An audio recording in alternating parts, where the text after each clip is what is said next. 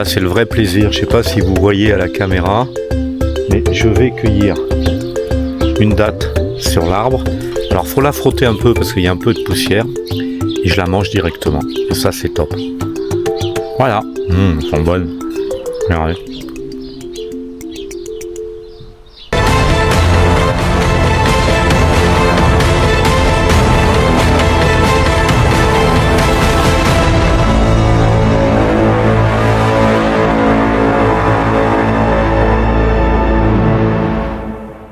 Bon alors vous le savez, hein, nous on adore lire et là j'ai mis la main sur une petite pépite, le murmure des dunes, petit éloge du désert et de ceux qui y vivent.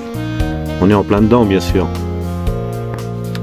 La lecture c'est une de nos passions favorites avec Paul et alors quand on rencontre des gens dans le voyage, on s'échange souvent des bouquins et on adore ça quoi.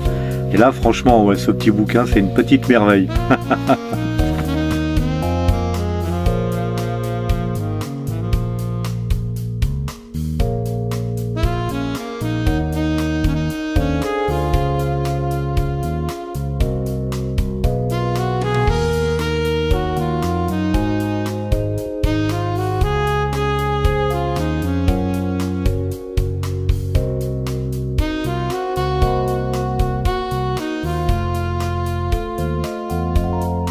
Méjoul, ça veut dire inconnu. Et l'inconnu est devenu la meilleure date. Voilà, alors est-ce que c'est une légende? Je ne sais pas, mais ça veut dire Méjoul inconnu. Et parce que à l'époque, ils ne savaient pas, il y avait d'autres espèces de dates dont on connaissait, mais pas la Méjoul qui était très grosse. Voilà.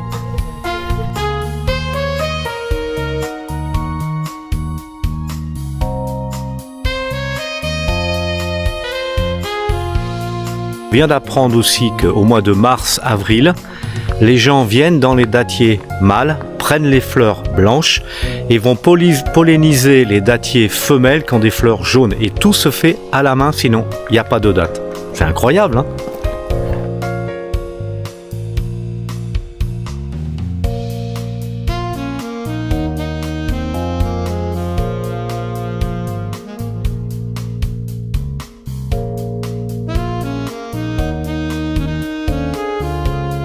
Pour un amoureux de la nature comme moi, se balader ici dans la Palmeraie et d'apprendre plein de choses sur les dattes, les oliviers, etc.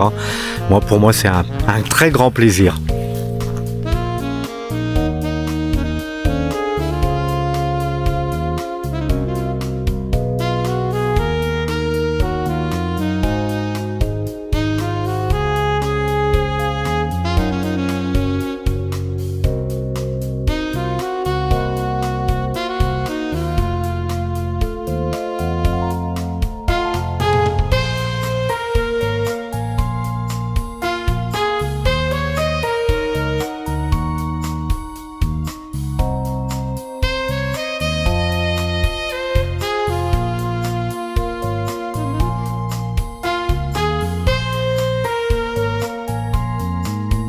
On nous parle de l'installation de certains puits dans la Palmeraie pour sauver la Palmeraie parce que c'est un défi là, ici au Maroc, surtout à cet endroit-là. Et du coup, là, il y a un monsieur qui pompe et qui arrose sa parcelle, sauf que c'est 30 dirhams l'heure. Et au Maroc, effectivement, c'est très cher, quoi.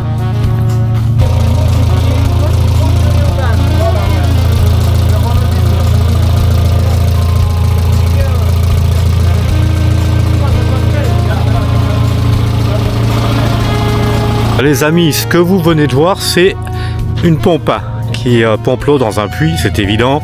Sauf que, je ne sais pas si vous avez bien compris à la caméra, il s'agit d'un moteur de Renault 19 qu'ils ont transformé, qui tourne avec une bouteille de gaz pour aller chercher l'eau au fond du puits. On est au Maroc.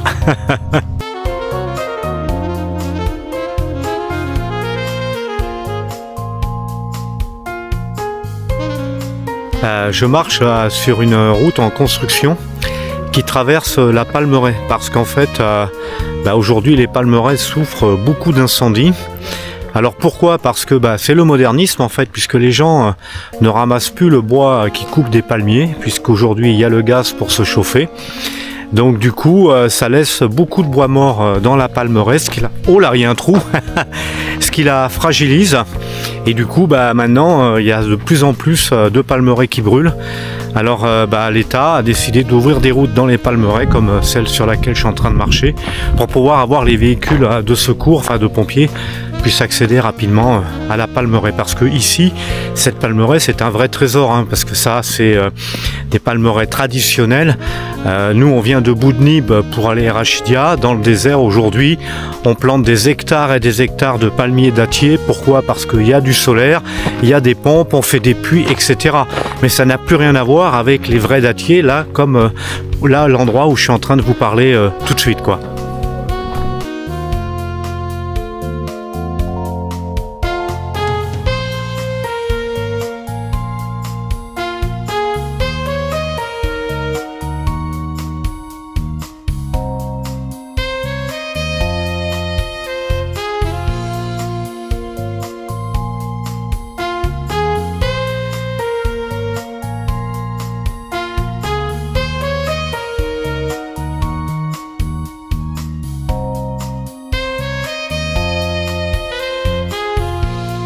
Alors, dans ce Ksar habitaient 200 familles jusque dans les années 62.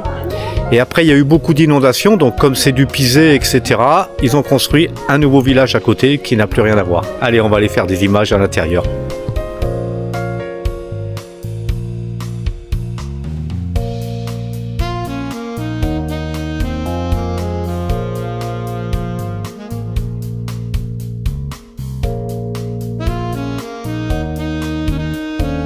Alors là, je vous montre, ici, c'est l'ancienne mosquée du village. Donc je vous le rappelle, hein, ici vivaient 200 familles jusqu'en 1965. Là, je vous montre l'ancien moulin aux olives. On le voit très très bien.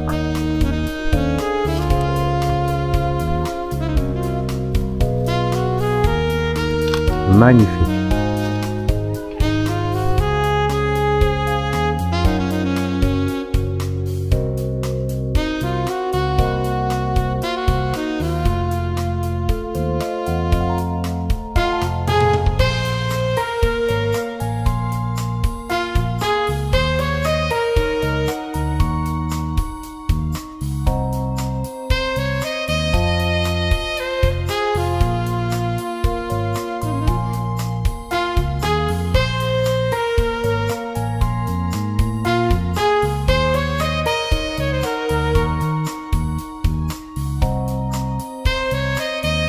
Ah, les amis, vous me voyez pas bien beaucoup, hein, parce qu'on est dans le noir. En fait, on est dans les rues couvertes du Ksar, ce qui permettait de garder la fraîcheur quand il fait très chaud. Voilà, il y avait des puits de lumière, on me retrouve, et c'est vraiment splendide. Moi, waouh, je suis époustouflé.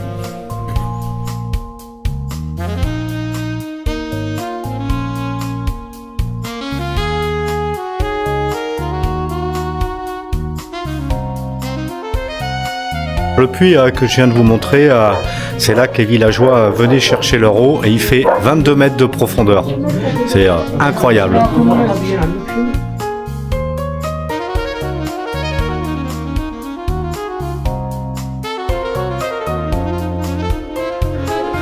Et là maintenant, nous sommes dans les rues du nouveau village. Voilà, parce que les constructions en pisé, aujourd'hui, c'est très très difficile à entretenir et ça coûte très très cher. Je vous montre cette porte qui est magnifique. Alors, je ne sais pas si on le voit bien à la caméra, mais elle est faite avec des boîtes de sardines. Superbe, hein?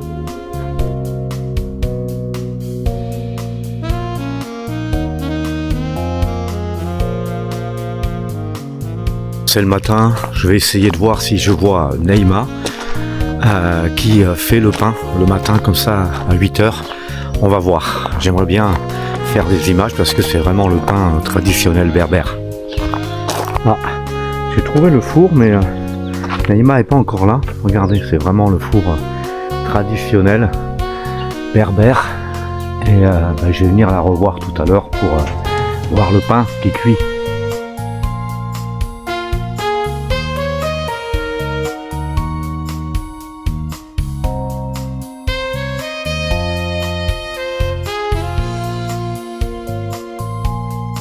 les amis, chose promise, chose due. Voilà, Naïma est en train de préparer le four pour faire cuire le pain.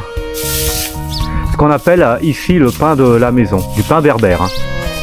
Donc ça s'invente pas, hein, des feuilles de palmier pour allumer le four. C'est tout ça. Allez, Naïma allume le four. Et ça prend feu tout de suite. Hein. Voilà, c'est parti.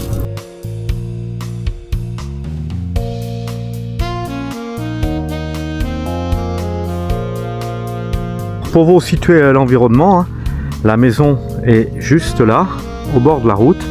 Et le four, ben, il est au bord de la route aussi. Voilà. Ouais. Et voilà. Que ça brûle. Bien sûr. Là, le four, il est parti, il va chauffer. Allez, regardez, Naïma a amené la pâte à pain. C'est beau, hein?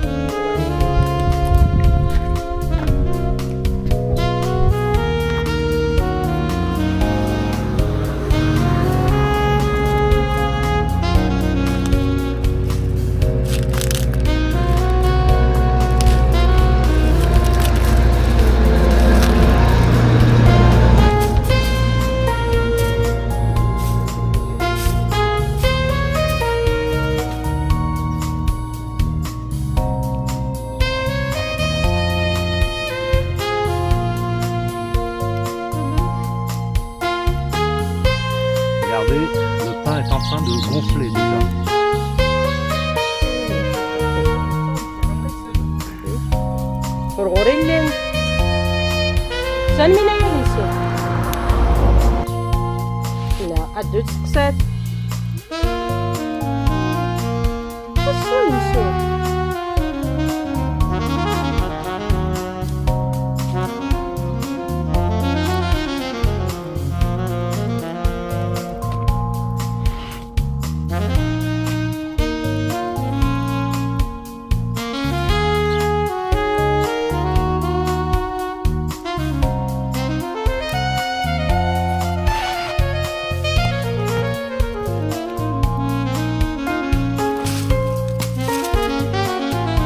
Voilà, le pain est cuit, je peux vous dire, ça sent très bon.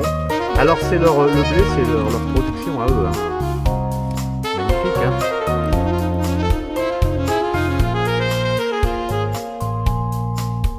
Alors là, Paul a essayé une robe de fête.